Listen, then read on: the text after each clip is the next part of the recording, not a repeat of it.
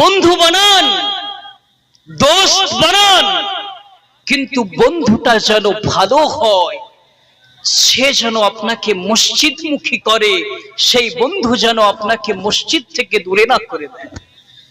এমন মানুষের সাথে বন্ধুত্ব করুন, এমন মানুষের সাথে বন্ধুত্ব করুন।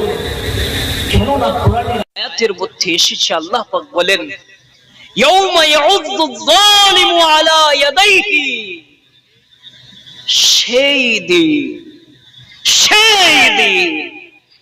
বিচারের দিন, কিয়ামতের দিন। কিছু অত্যাচারী মানুষ এমন হবে যারা আফসোস করতে করতে নিজের আঙ্গুলগুলোকে কামড়াবে। দেখেন না, কোন মহিলা স্বামী মরে গেলে বুকে চামড়ায়, চুল ছিঁড়ে দেয়, জামা কাপড় ছিঁড়ে দিচ্ছে,